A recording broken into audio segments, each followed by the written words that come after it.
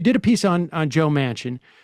There was some revelations that came out about Joe Manchin. I think it was yesterday. In addition to this idea of Joe Manchin claiming not to know about the 2-track plan.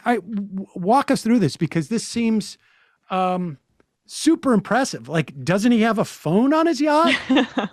Doesn't he have the internet on his yacht? Well, right. So one of the talking points that progressives were starting to use was, look, we had a deal. And we had a deal carries a lot of weight in Congress. It's supposed to. And it's supposed to carry extra weight in the Senate, which is the most self-important institution on the planet. And the self-important people in that institution have always prided themselves that whatever you think of them, their word is their bond. And so even though it's not quite true, or right, really never has been, that's the mythology, and mythology matters. And so to deploy that against the Senate and say, we had a deal, this was always the deal, you're trying to break the deal, you're the bad guys here, matters to senators, particularly senators like Joe Manchin. And so he's like, yeah, I don't know what you're talking about. What deal? What 2-track? What deal? No, I didn't have anything to do with this. And he went way too far in his denials. If he would have said, I understand that Schumer, Biden, Pelosi, Sanders, and others have always wanted to do these as 2 tracks, but I never signed anything. And I never promised that I wouldn't try to screw you out of the reconciliation package. Then maybe he would have been okay. But to go and all the way to the other end and say that he'd never heard of this thing is just absurd, because the quote because everyone listening to us now heard about that. Yeah. Yes. And they heard about it from Joe Manchin.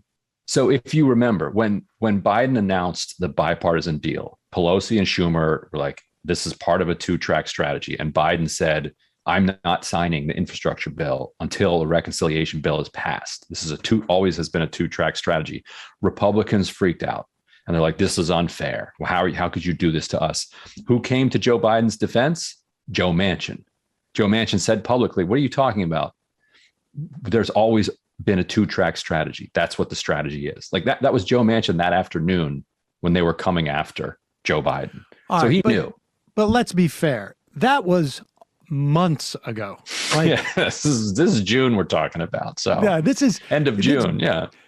Pandemic wears months. On everybody. 3 months, yes. It wears on everybody. But he's got the fog. He's got the, yeah.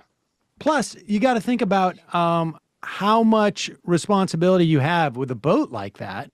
And things sometimes just a money pit, you know, everything's always breaking. And that was before he had his secret backroom deal with Chuck Schumer, which I'm sure we're going to get into a little bit. That was a month before that. Yeah. Month before. Many things have changed. All right. Well, let's talk about the Schumer thing, because this is also pretty stunning. What's stunning about this is that Schumer seemed to have signed off on a deal and not told anybody. Yeah. Well, he didn't. So what that is, and what those documents are, is that's an opening bid. And so Manchin signs it, and he writes at the bottom, Manchin does not guarantee that he will vote for this if these conditions aren't met, which is different than saying Manchin will oppose. You know, and then when Schumer signed it, he writes underneath it, and I will keep pushing you on these issues. So it's what it is. It's an acknowledgement of an opening bid. Right. It is interesting that they kept it secret until now. Yeah, that was his opening bid. Right. It'd be nice to know, at the end of July, what his opening number was. Did Biden not know this, or did Biden know this? That was the number. Who knows what Biden knows? Ron Klain probably knew. Okay. Well, I guess that's what I meant. I mean, was there somebody who was aware of it in the administration? Absolutely had to be. Yeah. And so they're very good at not leaking this crew compared to the last administration. Yes.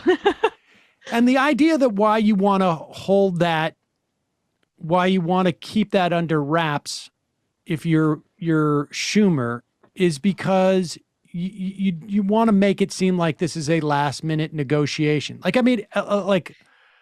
I can guess where you're going to land. If you say 1.5 and I say 3.5, I can guess where we're going to land. Yes. Right. I mean, it's almost like, like Manchin Almost said, like, Chuck, round. I don't want you to have to actually break out the calculator for this or to do like complicated math. So I'm just going to say 1.5, because if I say 1.7, then we're going to have to go to the third digit or something. I mean, and let's just keep it simple. Did Manchin put that out there because he's feeling the heat? Like I noticed there were two statements that were put out yesterday, Manchin and Sinema. And maybe, well, let's start with Manchin, because then I want to talk about what we're seeing from the sort of Sinema camp to get a sense of what, whether she's feeling pressure. When I look at that video of Joe Manchin having to respond to West Virginians from a balcony, like even if it was just a balcony, that would have been bad view, right? Look, like looking down on the people. This is like, he's like Eva Perón, but he's on a massive mansion. I mean, on a massive yacht. That which says called, West Virginia, called what? Like that says almost heaven. Almost heaven, right? Like, yeah. The John Denver song. Almost godly compared to you plebeians. He might as well have called it. Well, no, I mean, that's a John Denver reference, so that's going to be fine. And it's allowed, I guess. Right. But in terms of the holistic of the optics, I don't know. Well, I mean, the point is, though, the people in West Virginia are probably going like, wow, that's a nice yacht. Yeah, but the people of West Virginia, though, tend to like politicians who are patrician. Like he didn't, but the Shelley Moore Capito replaced Rockefeller. Yeah, like there's a inferiority complex in West Virginia that results in voters there wanting well-dressed, well-spoken, articulate representatives of their state that will belie the reputation that they hate about West Virginia. So you don't think that's a problem for him, at least in West Virginia? Yeah, but, if he cleans up nice and owns a yacht like that's putting out a good image. Now that's been the politics for decades. The new Trumpian politics that are sweeping the country, where rich people pretend to be like white working class people, will, I think, eventually creep into West Virginia, and you'll start getting some rich fake poor people. But well, I mean, he could pretend that he was just working on the boat.